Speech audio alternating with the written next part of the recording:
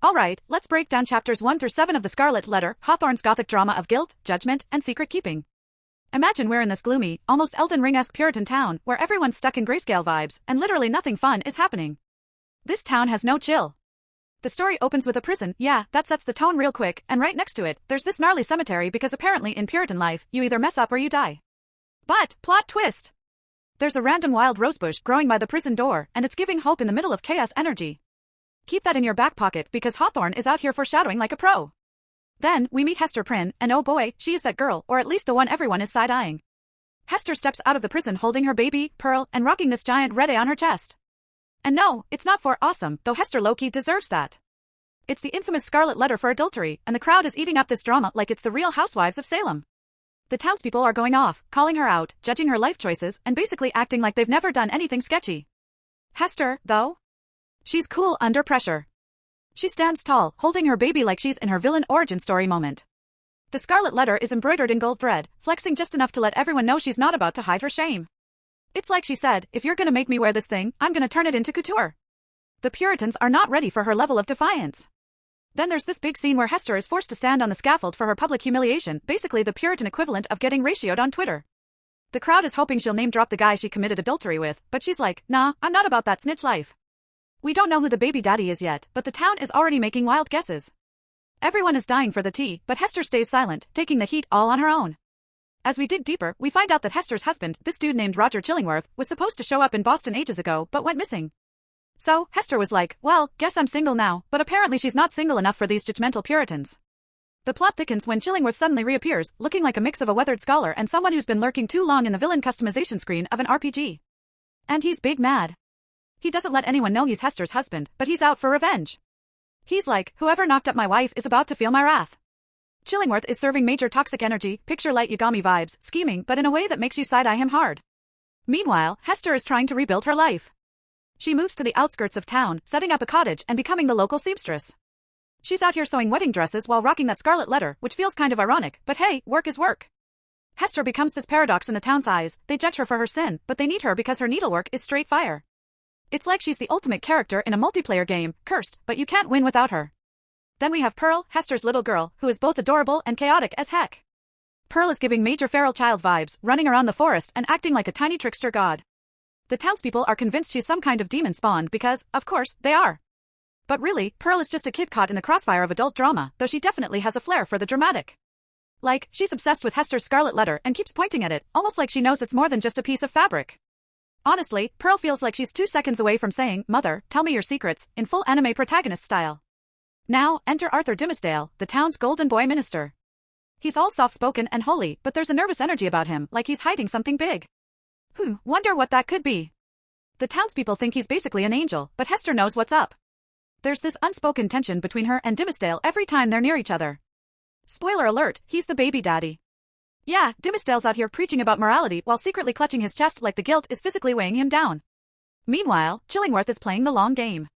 He's like, I'm gonna figure out who the secret dude is and ruin his life. He sets himself up as a doctor and starts hanging out with Dimmesdale under the guise of being his caretaker.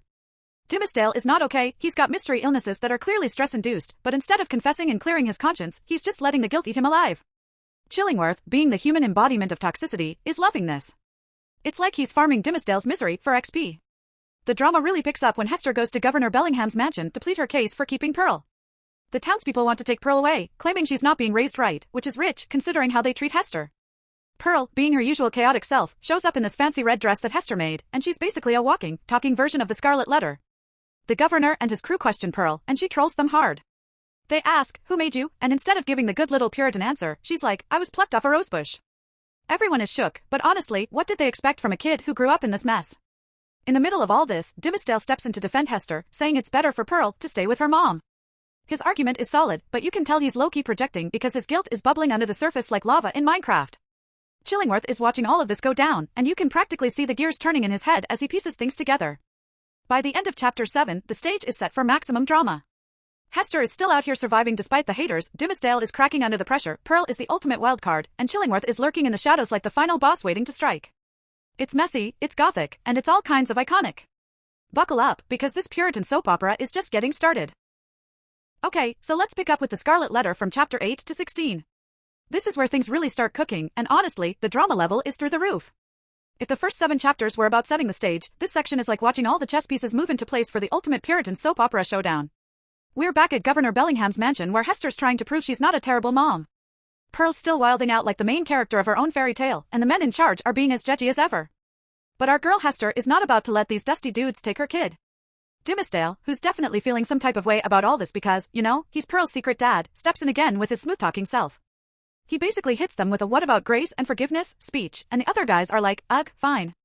You can feel the tension between him and Hester, but it's all very silent yearning vibes, like if this were an anime, there'd be a dramatic pause with wind blowing in their hair while everyone else looks confused. Meanwhile, Roger Chillingworth is in full villain arc mode. At this point, he's like a low-key mad scientist, creeping around Dimmesdale under the guise of being a good doctor. But nah, dude is more like an energy vampire, feeding off Dimmesdale's guilt and slowly unraveling his whole life. Dimmesdale, for his part, is an emotional wreck. He's out here clutching his chest all the time, looking like he's about to faint, and giving sermons that have the townspeople convinced he's basically a saint. Little do they know he's out here carrying the biggest guilty conscience in the history of guilty consciences. Chillingworth, though? He's not buying the saint act. He starts doing his Sherlock Holmes thing, piecing together clues, watching Dimmesdale like a hawk, and being generally creepy. At one point, he sneaks into Dimmesdale's room while he's sleeping, red flag much, and sees something on Dimmesdale's chest that makes him go, aha, I know it. Hawthorne doesn't tell us what it is yet, but let's just say it's not a Hello Kitty tattoo. Chillingworth's like, bet, now I've got leverage, and continues his campaign of passive-aggressive psychological warfare. It's giving Death Note mind games, and Dimmesdale is the poor fool who doesn't even realize he's being played. Hester, meanwhile, is just trying to live her life. She's fully leaned into being the town outcast, but she's kind of turned it into a power move. She helps the poor, she makes dope clothes, and even though people still treat her like she's cursed, they secretly respect her. She's out here proving that the haters can't stop her hustle. But Pearl? Oh, Pearl is still chaotic neutral. She's like the kid who asks the one question no one wants to answer. She keeps pointing out Dimmesdale's connection to them in these sly little ways, and you just know she's way too perceptive for her own good. Then there's this whole thing with Hester and Chillingworth. She figures out that he's been messing with Dimmesdale, and she's big mad. She realizes her promise to keep Chillingworth's identity a secret was a huge mistake because now he's using it to ruin Dimmesdale's life.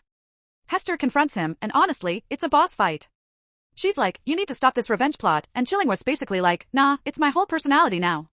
He's completely consumed by his vendetta, and Hester's left feeling like she's unleashed a monster. Around this time, Dimmesdale is really spiraling. He's walking around with this tortured artist vibe, but instead of painting sad landscapes, he's giving sermons that have people crying in the streets. The townsfolk think he's this holy beacon of goodness, but on the inside, he's breaking down like a glitchy NPC. He starts punishing himself in secret, whipping himself and fasting to the point where he's basically a walking corpse. It's dark, and it's sad, and you just want someone to tell this man that therapy exists. Then we get to this wild night where Dimmesdale goes out to the scaffold, the same one Hester had to stand on in the beginning of the book, and has a full-on breakdown. He's standing there in the middle of the night, confessing his sins to nobody because he's too scared to do it in the daylight. It's low-key tragic, but also kind of relatable if you've ever vented to yourself at 3 a.m. when the world feels too heavy. While he's out there, Hester and Pearl randomly walk by, because of course they do, and Dimmesdale grabs them like, hey, let's have a family moment. He holds their hands, and for a second, it's like this bittersweet little snapshot of what could have been. But then a meteor shoots across the sky in the shape of an A, and Dimmesdale freaks out, thinking it's a sign of his sin. Dude, Jill, it's just space doing its thing. Chillingworth sees all this go down and realizes his little revenge project is working. He's like, yes, let the guilt consume him. Seriously, this guy has zero redeeming qualities at this point. Meanwhile, Hester starts to see just how much Dimmesdale is suffering, and you can tell she's determined to do something about it. She's done playing by everyone else's rules and is ready to take control of her story. At this point, Pearl's antics hit another level. She keeps asking Hester questions like, why do you wear the letter, and why doesn't Dimmesdale hold your hand in public? She's not just a kid anymore, she's like a tiny truth-seeking missile. Hester tries to dodge the questions, but Pearl isn't having it. She's like that one friend who calls you out in the group chat when you're being shady, and it's both hilarious and mortifying. By the end of this section, we're gearing up for some big moves. Hester's resolved to talk to Dimmesdale and figure out a way to break free from Chillingworth's grip. Dimmesdale is hanging by a thread, Pearl is getting sharper and sassier, and Chillingworth is just, well, he's a villain at his peak. It's all building to a showdown, and you can feel the tension simmering under the surface. So, to sum it up, chapters 8 to 16 are messy, intense, and full of feels. It's like the middle of a season where all the plot threads start tangling together, and you know the finale is going to slap. Stay tuned, because it's about to get even wilder. Alright, buckle up, because chapters 17 to 24 of the Scarlet Letter are where this story hits its final boss battle energy. Things get deep, messy, and kind of poetic in a dark academia meets Puritan drama way. Everyone's secrets are out here combusting, and it's like the characters are speedrunning through an emotional roller coaster. So, Hester and Dimmesdale finally get their moment alone in the woods. It's been 7 years since their forbidden love brought chaos to Boston, and now they're about to have the most dramatic DTR, define the relationship, for the uninitiated, chat of all time. Hester starts off by dropping the truth bomb that Roger Chillingworth is actually her long-lost husband. Dimmesdale is shook, like, he's straight up glitching for a minute. He's been dealing with soul-crushing guilt for years, and now he realizes that his biggest frenemy has been playing mind games this whole time. Chillingworth isn't just a random creepy doctor, he's the creepy doctor with a personal vendetta. Dimmesdale's first instinct is to go full emo mode and blame Hester for not telling him sooner. But Hester's like, bro, I've been carrying everyone's secrets and raising Pearl on hard mode. Cut me some slack. She doesn't just apologize, though, she flips the script and tells Dimmesdale he needs to stop being such a passive NPC in his own life. She's like, we've suffered long enough. Let's stop playing by these Puritan rules and hit the reset button. Now, this is where things get spicy. Hester proposes they run away together. Yes, run. Away. It's giving major let's leave this small town and start over somewhere cool vibes. Dimmesdale hesitates at first because, you know, he's a clergyman and the guilt is real. But Hester, being the queen that she is, convinces him. She's like, we're not living for these dusty haters anymore. Let's be free. Dimmesdale finally agrees, and you can almost hear a victory theme playing in the background. They decide to bounce after Dimmesdale delivers one last sermon during the upcoming Election Day festivities. Meanwhile, Pearl is living her best fairy child life, running around the forest like she's cosplaying a woodland sprite. When Hester takes off her Scarlet Letter during her emotional breakthrough with Dimmesdale, Pearl flips out. She's not having it. She's like, who even are you without the letter? Put it back. Pearl's reaction is equal parts dramatic and symbolic because she's basically saying, Mom, you can't just erase the past. Reluctantly, Hester pins the letter back on, and everything snaps back to the same gloomy mood. So, fast forward to Election Day. The town is popping off with parades and celebrations, and Dimmesdale is set to deliver the sermon of his life. Hester, Dimmesdale, and Pearl are all plotting their Loki escape, but things are already feeling dicey. Chillingworth, because he's got nothing better to do than ruin lives, finds out about their plan. He's like, oh, you think you're slick? We'll see about that. He books himself a spot on the same ship they were planning to flee on, fully ready to sabotage their getaway. Dimmesdale, meanwhile, is a hot mess. He's pulling all his emotional reserves to deliver this epic sermon, which has the townsfolk absolutely shook. They're out here thinking, wow, this guy is the voice of God, but little do they know, he's seconds away from dropping the mic in the most dramatic confession of all time. As the sermon ends, he looks more wrecked than ever, and it's clear he's operating on borrowed time. After the sermon, Dimmesdale makes his move. He steps up to the scaffold, the same one Hester stood on years ago, and finally takes ownership of his part in the scandal. This is the moment where all the cards are laid out on the table. He calls Hester and Pearl to join him, and the crowd is absolutely gobsmacked. It's like the ultimate plot twist in a series finale. Dimmesdale's out here spilling all the tea, confessing that he's Pearl's father and taking responsibility for his sin in front of everyone.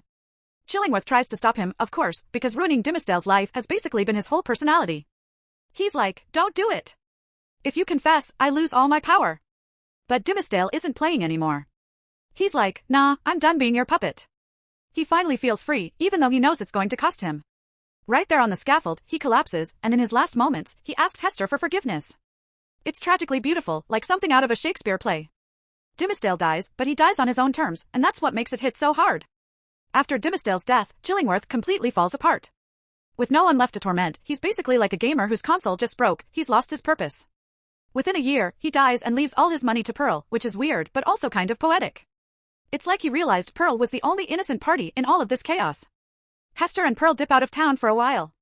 Pearl, now rich thanks to Chillingworth's will, seems to thrive. There are rumors that she grows up to live a happy life far away from Boston, which is honestly the ending she deserves.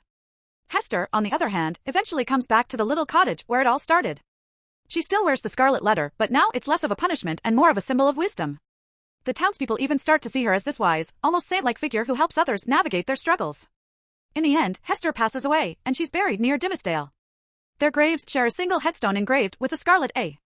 It's bittersweet, but also kind of poetic. The story comes full circle, showing how love, sin, and redemption are all tangled up in the human experience. So yeah, the Scarlet Letter closes out with all the emotional weight and high-stakes drama of a final boss fight. It's tragic, it's beautiful, and it leaves you thinking about the choices we make and how society judges us for them. Honestly, Hawthorne might have been a little extra with the symbolism, but he knew how to hit you in the feels.